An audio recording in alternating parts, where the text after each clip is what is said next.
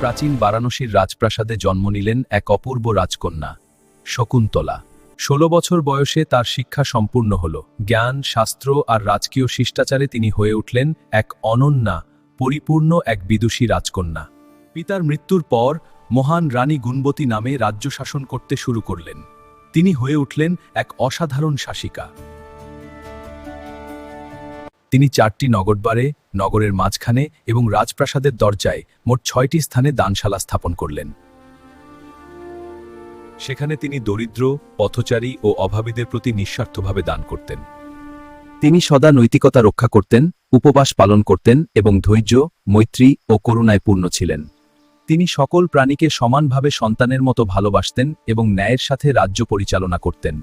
একদিন রাজপরিষদের এক মন্ত্রী রাজকোষ থেকে সোনাদানা চুরি করতে গিয়ে ধরা পড়ে। মন্ত্রীরা বিষয়টি রানীকে জানালেন। রানী নিজে তদন্ত করে অপরাধটি সত্য বলে নিশ্চিত হলেন। তখন তিনি সেই মন্ত্রীকে ডেকে বললেন, হে মূর্খ, তুমি অপরাধ করেছ, আমার রাজ্যে থাকার যোগ্য নও। তোমার সমস্ত সম্পদ, স্ত্রী ও পরিবার সহ এই রাজ্য ত্যাগ করো এবং আমার রাজ্যের সীমায় আর কখনো ফিরে এসো না। রাজ্য থেকে বিতাড়িত হয়ে মন্ত্রী বারাণসী ছেড়ে কৌশল রাজ্যে আশ্রয় নিল। ধীরে ধীরে সে কৌশল রাজার ঘনিষ্ঠ পরামর্শদাতা হয়ে উঠল। একদিন সে কৌশল রাজাকে বলল, মহারাজ, বারাণসীর রাজ্যটি যেন একটি মাছিতে অকলুষিত সুন্দর মৌচাকের মতো, কিন্তু সেখানকার রানী অত্যন্ত দুর্বল। অল্প সৈন্য দিয়েই পুরো রাজ্য জয় করা সম্ভব। এরপর কোশল দেশের রাজা চিন্তা করতে লাগলেন যে বারাণসীর রাজ্যটি অত্যন্ত বড়, অল্প সৈন্যে রাজ্য জয় সম্ভব। শুনে কোশল রাজার মনে সন্দেহ জাগল, তার মন্ত্রী তাকে কোনো ফাঁদে ফেলছে কিনা। তিনি রাগ করে বললেন, তুমি নিশ্চয়ই বিশ্বাসঘাতক, তোমাকে টাকা দিয়ে এসব কথা বলানো হয়েছে। না মহারাজ, আমি সত্যিই সত্য বলছি। আপনি যদি সন্দেহ করেন তাহলে বারাণসীর সীমান্তের একটি গ্রামে আপনার লোক পাঠান, সেখানে লুটপাট করান। দেখুন সেখানকার রানী তাদের কি শাস্তি দেন। রাজা এই কথা শুনে বিষয়টি পরীক্ষা করার সিদ্ধান্ত নিলেন।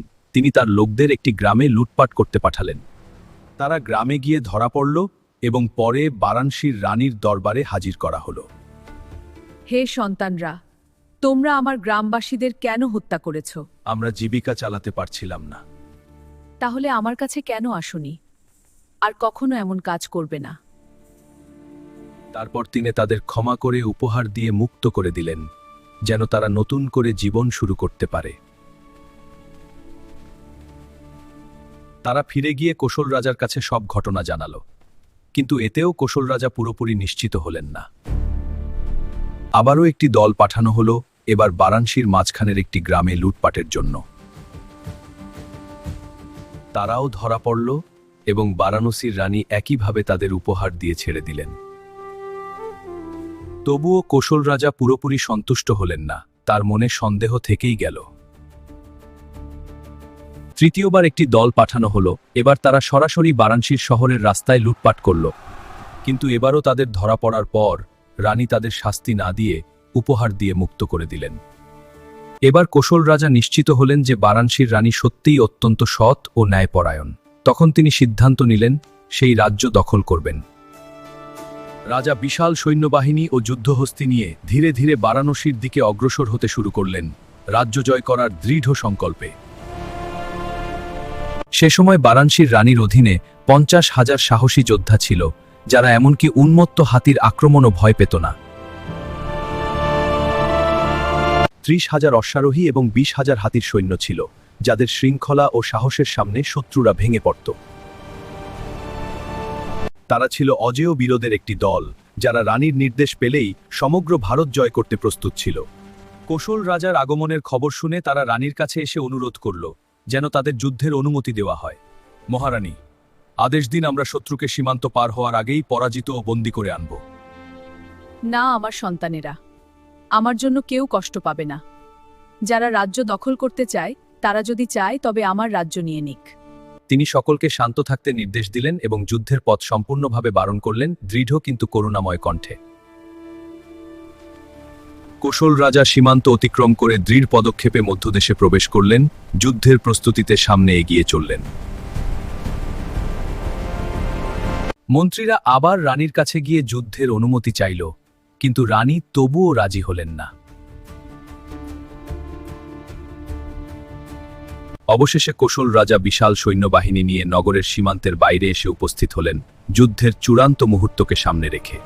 তিনি এক স্পষ্ট ও কঠোর বার্তা প্রেরণ করলেন, রাজ্য ত্যাগ করো, নতুবা যুদ্ধের জন্য প্রস্তুত হও। বারাণসীর রানী উত্তর দিলেন, আমি যুদ্ধ করব না। তিনি যদি আমার রাজ্য নিতে চান, নিক। তৃতীয় 12 মন্ত্রীরা রানীকে অনুরোধ করল যাতে শত্রুকে শহরে ঢুকতে না দেওয়া হয় এবং আগেই পরাজিত করা হয়। কিন্তু রানী আবারও অস্বীকার করলেন। তিনি নগরের দরজা খুলে দিতে বললেন এবং রাজসিংহাসনে গম্ভীরভাবে বসে রইলেন, চারপাশে তার 1000 মন্ত্রী পরিবেষ্টিত অবস্থায়।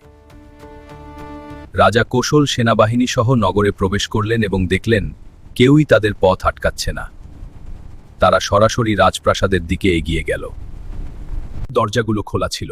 সেখানে তিনি দেখলেন বিশাল সিংহাসনে মহারানী শকুন্তলা তার 1000 মন্ত্রীর সাথে রাজকীয়ভাবে বসে আছেন। সবার হাত শক্ত করে বেঁধে বনে নিয়ে যাও, সেখানে গাছের সাথে শক্ত করে বেঁধে দাও, রাতে শিয়ালরা এসে তাদের শেষ করে দেবে। তার নিষ্ঠুর আদেশ অনুযায়ী তার সৈন্যরা বারাণসীর রানী ও তার মন্ত্রীদের বেঁধে বনে নিয়ে গেল। কিন্তু এই কঠিন মুহূর্তেও রানী তাদের প্রতি কোনো রাগ বা বিদ্বেষ অনুভব করলেন না। এমনকি তার মন্ত্রীরাও বন্দী অবস্থায়ও তার আদেশ অমান্য করলেন না। তারপর রানী ও তার মন্ত্রীদের বনে গাছের সাথে বেঁধে রাখা হলো, মাঝখানে রানী এবং দুই পাশে মন্ত্রীরা। তবুও রানী কোনো রকম রাগ না করে তার সঙ্গীদের উদ্দেশ্যে বললেন, হে আমার সন্তানেরা, তোমাদের হৃদয়ে শুধু প্রেম ও দয়া রাখো। রাত 12টার সময় শিয়ালদের একটি দল মানুষের মাংস খাওয়ার জন্য এসে হাজির হলো।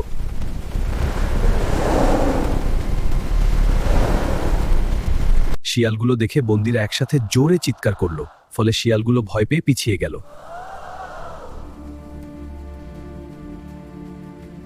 ঠিক তখনই বারাণসীর রাজপ্রাসাদের রক্ষী কুকুরের দল বনের অন্ধকার ভেদ করে সেখানে উপস্থিত হল। রাজপ্রাসাদের রক্ষী কুকুরের দল এসে রানী ও তার সকল মন্ত্রীকে বন্ধনমুক্ত করে উদ্ধার করল। সেই বনের মধ্যে একটি পশুর মৃতদেহকে নিয়ে দুইটা ভূতের মধ্যে ঝগড়া চলছিল। এটা আমার, তুই এটা নিয়ে যা। না, এটা আমার। আমরা নিজেরা এটি ভাগ করতে পারবো না, কিন্তু এই রানী গুণবান, ধর্মপরায়ণ, তিনি আমাদের জন্য এটি ভাগ করে দেবেন। চলো, আমরা তার কাছে যাই। তারা মৃতদেহটি পা ধরে টেনে রানীর কাছে নিয়ে গিয়ে বলল, মহারানী, এই মৃতদেহটিকে ভাগ করে আমাদের প্রত্যেককে আমাদের অংশ দিন। নিশ্চয়ই আমার বন্ধুরা, আমি তা করব, কিন্তু আমি তো নোংরা, আগে আমাকে স্নান করতে হবে। তৎক্ষণাৎ তাদের জাদুকরী শক্তির মাধ্যমে ভূতেরা সুগন্ধি জল ও রাজকীয় বস্ত্র নিয়ে এসে হাজির হল। রানী স্নান করলেন। তারপর তারা তাকে সেই পোশাক দিল যা রানীর মহলে সাজানো ছিল। রানী তা পরিধান করলেন। এরপর তারা একটি বাক্সে রাখা 4 ধরনের সুগন্ধি আর রত্নখচিত পাখার উপর সাজানো বিভিন্ন ফুলের ঝুড়ি এনে দিল। রানী সেই মনোমুগ্ধকর সুগন্ধি ও রঙিন ফুলে নিজেকে সুশোভিত করে তুললেন। মহারানী, আর কোনো সেবা লাগবে কি?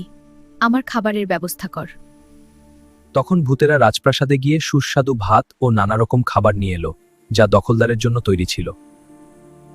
রানী সেই সুস্বাদু ও বৈচিত্র্যময় ভোজ উপভোগ করলেন এবং সুগন্ধি পানীয় পান করে নিজেকে সম্পূর্ণ সতেজ ও পরিত্য করে তুললেন। মহারানী, আর কিছু আদেশ আছে কি?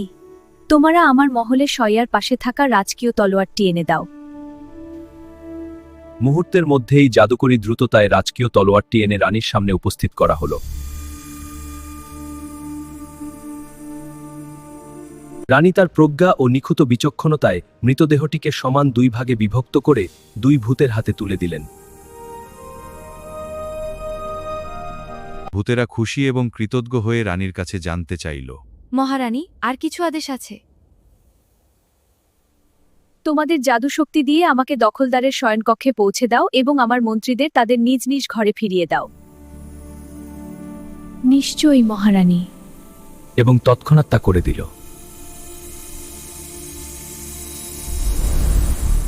কোশলরাজ চোখ খুলতেই দেখলেন মহারানী শকুন্তলা তার শয়নকক্ষে দাঁড়িয়ে আছেন। কৌশলরাজ ভয়ে ভয়ে বললেন, মহারানী, রাত গভীর, প্রহরা বসানো, দরজা বন্ধ, তাহলে আপনি কিভাবে তলোয়ার হাতে আমার পাশে এলেন? তখন রানী পুরো ঘটনা বিস্তারিতভাবে বর্ণনা করলেন। সব শুনে দখলদারের হৃদয় পরিবর্তিত হল। হে রানী, আমি মানবজাতির অন্তর্ভুক্ত হয়েও আপনার এই মহৎ গুণ জানতাম না, কিন্তু এই নির্মম ও ভয়ঙ্কর ভূতেরাও আপনার মহত্ব বুঝতে পেরেছে। এখন থেকে আমি আর এমন মহৎ ব্যক্তির বিরুদ্ধে ষড়যন্ত্র করব না। তিনি তলোয়ারের ওপর হাত রেখে বন্ধুত্বের শপথ করলেন এবং ক্ষমা প্রার্থনা করলেন। তারপর রানীকে রাজকীয় বিছানায় শুতে দিলেন এবং নিজে ছোট একটি খাটে শুয়ে পড়লেন। পরদিন ভোরে ঢোল বাজিয়ে তার সমস্ত নগরবাসীকে একত্র করা হলো। সেখানে তিনি রানীর গুণের প্রশংসা করে আবার ক্ষমা চাইলেন। এখন থেকে বিদ্রোহীদের দমন করার দায়িত্ব আমার। তুমি তোমার রাজ্য শাসন করো, আমি প্রহরাদেব। এরপর তিনি সেই অপবাদ ও ষড়যন্ত্রকারী মন্ত্রীকে যথাযথ শাস্তি প্রদান করলেন, যাতে রাজ্যে ন্যায় ও শৃঙ্খলা পুনরায় প্রতিষ্ঠিত হয়। কৌশলরাজ গভীর শ্রদ্ধায় রানী শকুন্তলাকে প্রণাম করে নিজের রাজ্যে প্রত্যাবর্তনের অনুমতি প্রার্থনা করলেন। কৌশলরাজ তার সৈন্যবাহিনী ও ঘোড়ায় টানা রথসহ নিজ রাজ্যে প্রত্যাবর্তন করলেন। রানী স্বর্ণসিংহাসনে বসে নিজের মহিমা চিন্তা করলেন এবং ভাবলেন, আমি যদি অধ্যবসায় না করতাম তবে আজ এই মহিমা পেতাম না, আমার হাজার মন্ত্রীও জীবিত থাকত না। অধ্যবসায়ের কারণেই আমি হারানো রাজ্য ফিরে পেয়েছি এবং আমার মন্ত্রীদের জীবন রক্ষা করেছি। সত্যিই নির্ভীক হৃদয়ে অবিরাম চেষ্টা করা উচিত, কারণ অধ্যবসায়ের ফল অত্যন্ত মহান। তারপর তিনি হৃদয় থেকে এই কথাগুলো বললেন।